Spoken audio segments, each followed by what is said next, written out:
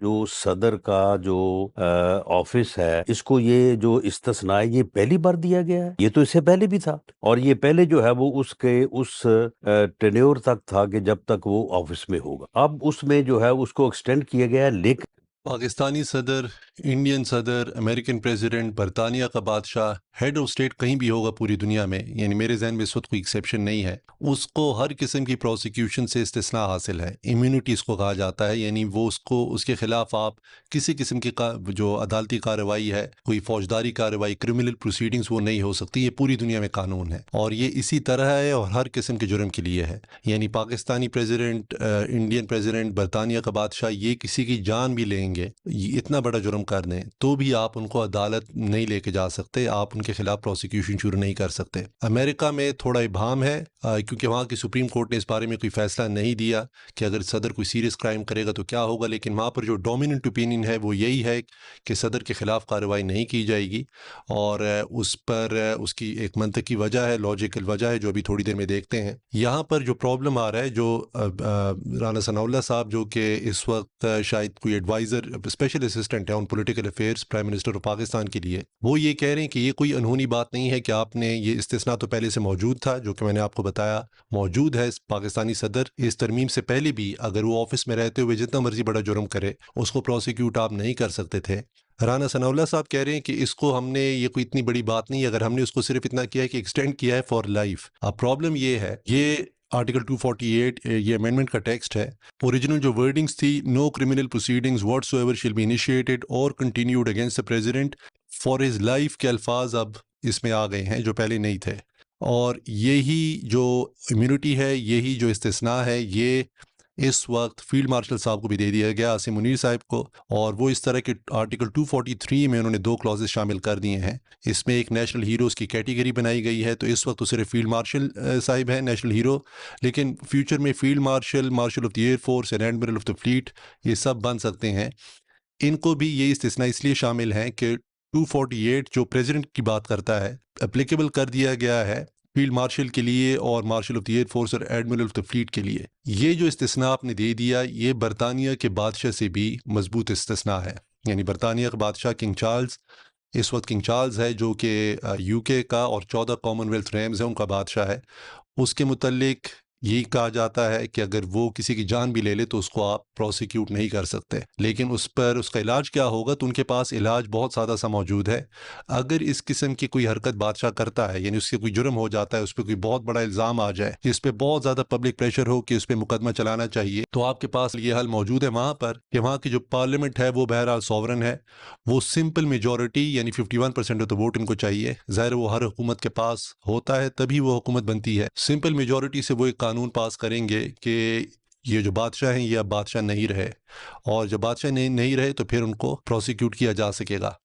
اب یہاں پر جو آپ نے کور دے دیا ہے کانسٹیٹیوشنل، اس کا مطلب یہ ہے پریزیڈنٹ کے لیے تو آپ نے کانسٹیٹیوشنل امینڈمنٹ لانی ہے، جس کے لیے آپ کو 2/3 میجورٹی چاہیے ہوگی، جو آپ کے پاس اویلیبل نہیں ہوتی. اسی طرح جو فیلڈ مارشل ہیں اس وقت، ان کے لیے بھی آپ کو امپیچمنٹ کرنی پڑے گی، جس طرح پریزیڈنٹ کو کی جاتی ہے کہ اس کو ہٹانے کے لیے عہدے سے آپ کو 2/3 میجورٹی چاہیے ہوتی ہے. وہ بھی ظاہر ہے اب آپ کے پاس نہیں ہوتی، بہت زیادہ مشکل ہوتا ہے 2/3 میجورٹی حاصل کرنا. تو یہ جو امیونٹی ہے یہ برطانیہ کے بادشاہ کی امیونٹی سے زیادہ مضبوط ہے. اس کے علاوہ اور ایک دلچسپ پہلو یہ ہے کہ ایون جو یو کے کا بادشاہ ہے اس کو بھی یہ امیونٹی پوری زندگی کے لیے نہیں ہوتی. یعنی بادشاہ امیون صرف اس وقت تک رہتا ہے جب تک وہ بادشاہ ہو. عام طور پہ بادشاہ پوری زندگی کے لیے بادشاہ ہی رہتا ہے، لیکن ایسا ہوا ہے کہ بادشاہ کو تخت چھوڑنا پڑا ہے. 1936 میں کنگ ایڈورڈ شادی کرنا چاہتے تھے ایک طلاق یافتہ خاتون سے، والیس سمسن، اور پارلیمنٹ نہیں مان رہی تھی، پبلک بھی ناراض تھی اور چرچ بھی اجازت نہیں دے رہا تھا، تو پارلیمنٹ نے بالآخر ان کو مجبور کیا کہ آپ ایبڈیکیٹ کریں اگر آپ نے یہ شادی کرنی ہے. اور کنگ ایڈورڈ نے پھر ایبڈیکیٹ کیا، یعنی تخت اس نے چھوڑ دیا. ان کی جگہ پھر آ گئے کنگ جارج بادشاہ بن گئے، اور کنگ ایڈورڈ کے پاس اب امیونٹی نہیں رہی اس کے بعد. یہاں پر فار لائف آپ نے پریزیڈنٹ کو امیونٹی دے دی ہے جو بادشاہ کو بھی حاصل نہیں ہوتی، اور اسی طرح فیلڈ مارشل کو یا کسی بھی نیشنل ہیرو کو.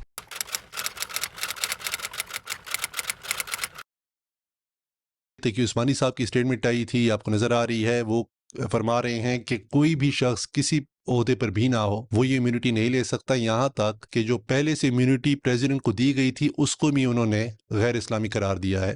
اس پر رانا ثناء اللہ صاحب کیا کہتے ہیں؟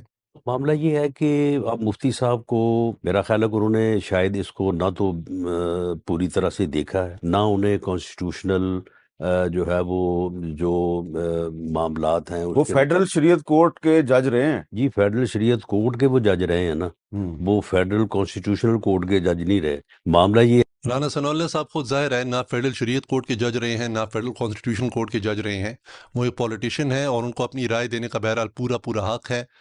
مسئلہ یہ ہے کہ جو لاجک ہے وہ بیان نہیں کر رہے۔ اب اس کی پہلے ریزننگ سمجھ لیتے ہیں کہ کیوں پریزیڈنٹ کو آپ پروسیکیوٹ نہیں کر سکتے۔ اس کی پارلیمنٹری سسٹم میں تھوڑی مختلف ہے اور جو پریزیڈنشل سسٹم ہے اس میں تھوڑی سی اور ہے۔ پریزیڈنشل سسٹم کو پہلے دیکھ لیتے ہیں۔ امریکن پریزیڈنٹ جو ہے وہ ہیڈ آف اسٹیٹ بھی ہوتا ہے، یعنی وہ ریاست کا بھی سربراہ ہے اور ساتھ وہ حکومت بھی چلا رہا ہے، جس کا مطلب یہ ریاست کے سارے کام اس کے نام پر بھی ہو رہے ہیں اور وہ کام کر بھی خود رہا ہے۔ ہمارے ہاں یہ معاملہ نہیں ہے پارلیمنٹری سسٹم میں۔ ہمارے ہاں پریزیڈنٹ جو ہے وہ ہیڈ آف اسٹیٹ ہوتا ہے، اس کے نام پہ سارے کام ہو رہے ہوتے ہیں، لیکن جو کام کر رہا ہوتا ہے وہ پرائم منسٹر اور اس کی کیبنٹ ہوتی ہے۔ تو وہاں کی عدالتوں نے یہ قرار دیا ہے کہ جو پریزیڈنٹ ہے اس کی ایگزیکٹو پاور، یعنی اس کی جو انتظامی طاقت ہے، اس کا تقاضا ہے، لازمی تقاضا ہے، اس کی ایکسٹینشن ہے کہ آپ نے اس کو لازماً یہ امیونٹی استثناء دینا ہے۔ اور انہوں نے ڈیٹیل میں ڈسکشن کی ہے کہ استثناء کیوں دیا جاتا ہے، کیونکہ امریکن پریزیڈنٹ کے جو کہ سول اتھارٹی ہے، یعنی اس کے پاس وہ ہیڈ آف اسٹیٹ اور ہیڈ آف گورنمنٹ دونوں ہیں، اس کے مخالفین بھی ہوتے ہیں اور اس کے ووٹرز بھی ہوتے ہیں۔ ان مخالفین میں سے جو مرضی چاہے ایگزیکٹو مشینری کو پیرالائز کرنے کے لیے، منجمد کرنے کے لیے وہ کوئی کیس لیا، اس کے خلاف کوئی پروسیکیوشن شروع ہو جائے کسی کاؤنٹی میں، کسی ڈسٹرکٹ میں، تو پریزیڈنٹ مصروف ہو جائے گا، اور جب وہ مصروف ہوا تو آپ کی جو اسٹیٹ مشینری ہے وہ پیرالائز ہو جائے گی، ایگزیکٹو پیرالائز ہو جائے گی۔ پارلیمنٹری سسٹم میں ایسا نہیں ہوتا۔ پارلیمنٹری سسٹم میں اگر آپ پرائم منسٹر کو تھوڑا بہت مصروف کر بھی لیں تو جو دوسرے منسٹر ہیں وہ کام سنبھال لیں گے۔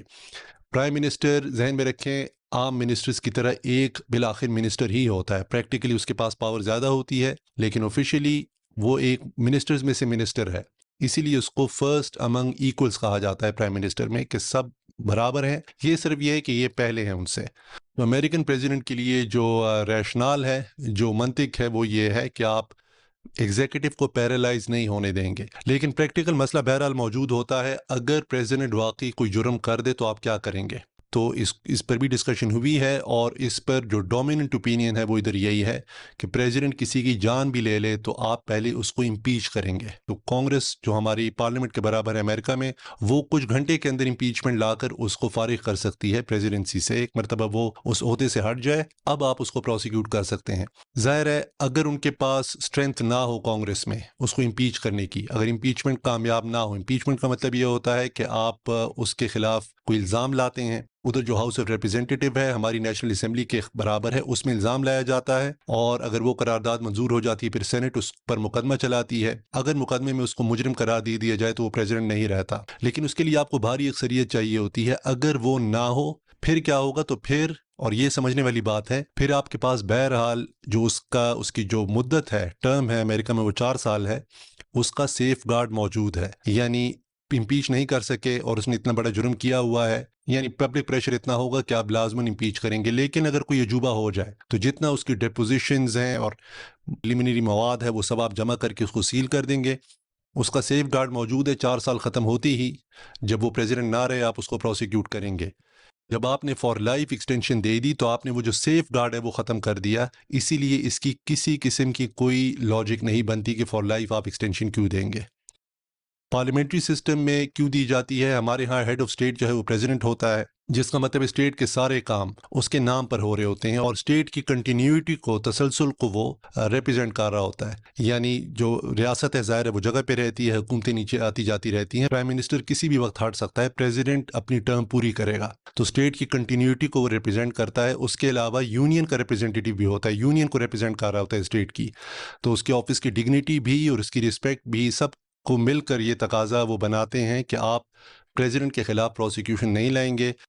اگر وہ بہرحال جرم کر دے تو اس کا بھی علاج یہی ہے جو امریکن سسٹم میں ہے، آپ اس کو امپیچ کریں. اگر آپ 2/3 میجورٹی نہیں ہے تو آپ ایویڈنس سیل کر دیں. سیف گارڈ موجود ہے، جیسے اس کی مدت ختم ہو اس کو آپ پروسیکیوٹ کریں. آپ جب فار لائف ایکسٹینڈ کر دیتے ہیں تو پھر آپ یہ امکان ختم کر دیتے ہیں.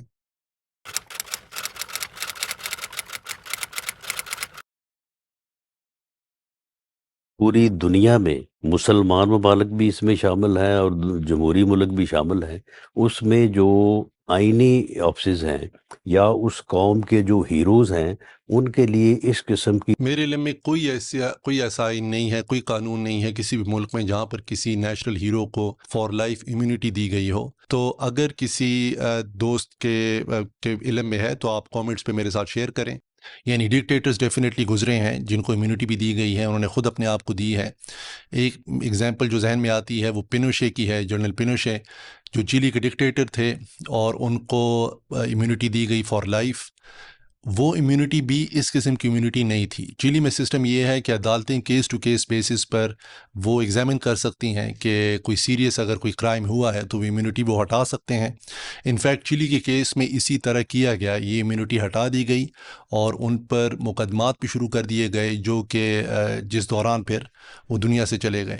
اسی طرح ایک اور نام جو ذہن میں آتا ہے وہ جنرل سوہارتو ہے، جو ان کو نیشنل ہیرو قرار دیا گیا تھا. شاید رانا ثناء اللہ صاحب ان کا ذکر کر رہے ہوں. ان کو انڈونیشیا کی حکومت نے نیشنل ہیرو قرار دیا، لیکن اس کی وجہ یہی تھی کہ 30 سالہ دور میں جو سسٹم انہوں نے بٹھایا تھا یہ اسی کے لوگ ابھی تک پاور میں ہیں. اور پھر ان کو امیونٹی تھی ہی نہیں.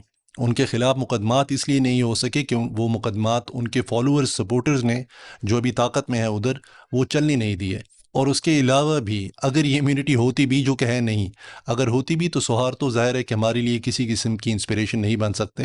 ان کے 30 سالہ دور میں مظالم کی ایک داستان ہے جن کا الزام ان کو دیا جاتا ہے، اور اس کے علاوہ کرپشن کے بے شمار کیسز. اور میرے ذہن میں کوئی اس وقت اس قسم کی امیونٹی اور یا اس قسم کی انسپائرنگ شخصیت نہیں ہے. ایک اور سوال جو بنے گا اگر ہم اس بحث میں جائیں گے وہ یہ بنے گا کہ نیشنل ہیرو کو چاہے آپ جس طرح بھی ڈیفائن کریں، ان کو امیونٹی کی آخر ضرورت ہی کیا ہے. اور سب سے اہم بات یہ کہ ہم نے پریکٹسز کے بجائے دیکھنا ہے پرنسپلز کو، اور اس میں آپ کے ساتھ شیئر کر چکا ہوں جو مفتی تقی عثمانی صاحب کی سٹیٹمنٹ ہے، جنہوں نے واضح طور پہ کہا ہے کہ اس قسم کا کوئی بھی استثناء جو بالکل بلینکٹ استثناء ہو، آپ بغیر کسی وجہ کے، بغیر کسی لاجک یا ریزننگ کے کسی شخص کو قانون سے بالا تر کر رہے ہیں، تو یہ شریعت کے، اسلام کے ہر طرح سے خلاف ہے.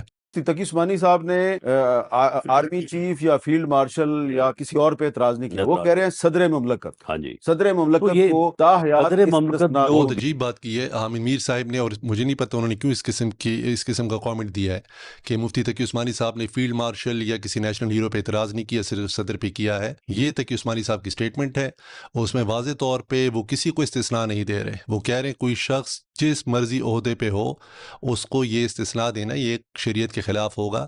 صدر کا ذکر انہوں نے اس لیے کیا کیونکہ صدر کو آلریڈی یہ استثناء ہماری جو کانسٹیٹیوشن میں اس کو دیا گیا تھا اس کو انہوں نے غیر شرعی قرار دیا ہے. جو کہ یعنی ملک کا آئینی سربراہ ہے، اور اس حوالے سے اسے اپنا جو پیریڈ آف آفس ہے اس سے استثناء اسے جو ہے وہ 1973 سے حاصل ہے، اس سے پہلے سے حاصل ہے. پوری دنیا میں جو ہے وہ ٹھیک ہے. آئینی سربراہوں کو حاصل ہے. حامد میر صاحب کہہ رہے ہیں ٹھیک ہے، ٹھیک نہیں ہے، بالکل غلط ہے. 1973 سے استثناء حاصل ہے، 1973 سے ہمارے آئین 73 کے آئین کی وجہ سے حاصل ہے، اس سے پہلے بھی حاصل تھا، اور تمام دنیا میں ہیڈ آف سٹیٹس کو حاصل رہا ہے اور حاصل ہے. یہ تو ہم ڈسکس کر چکے ہیں. پرابلم تب آتی ہے جب آپ فار لائف اس کو ایکسٹینڈ کر دیتے ہیں، جس کی میں آپ کو جو ریزننگ ہے وہ بتا چکا ہوں کہ فار لائف آپ ایکسٹینڈ کرتے ہیں تو آپ کسی شخصیت کو بالکل قانون سے بالا تر کر دیتے ہیں جو پوری دنیا میں کہیں پر بھی نہیں ہوتا.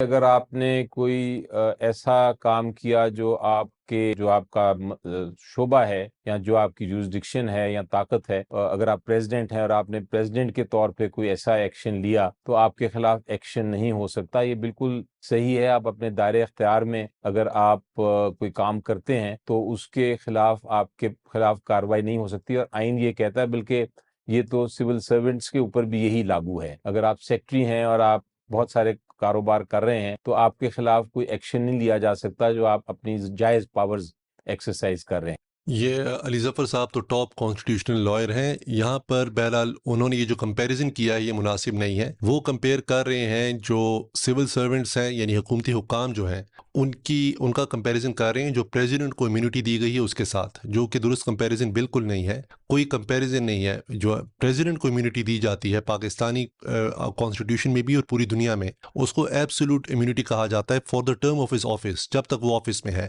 ایبسولوٹ امیونٹی کا مطلب یہ ہے اگر وہ کوئی سیریس کوئی بہت بڑا جرم بھی کریں گے ان کو آپ عدالت نہیں لے کے جا سکتے. اور یہ جو کور ہے, یہ جو بار ہے, یہ کانسٹیٹیوشن بھی دیا ہوا ہے. میں نے آپ کو آرٹیکل 243 کا کلاس پڑھ کے سنایا تھا. جو سول سرونٹس کو امیونٹی دی جاتی ہے اس کو کوالیفائڈ امیونٹی کہا جاتا ہے, اور وہ ہوتی ہے ان کے آفیشیل ایکٹس کے لیے. یعنی ان کے ڈسکریشن میں کوئی ایکٹ ہے, لیٹس سپوز آپ کو میں ایگزامپل دیتا ہوں, اپنے دائرہ اختیار میں اپنے دائرہ کار میں دو طریقے سے کام ہو سکتا ہے, اور جو سول سرونٹ ہے جو بھی حکومتی اہلکار ہے وہ ایک طریقے سے وہ کام کرتا ہے اور اس کی وجہ سے کسی کو نقصان ہو جاتا ہے.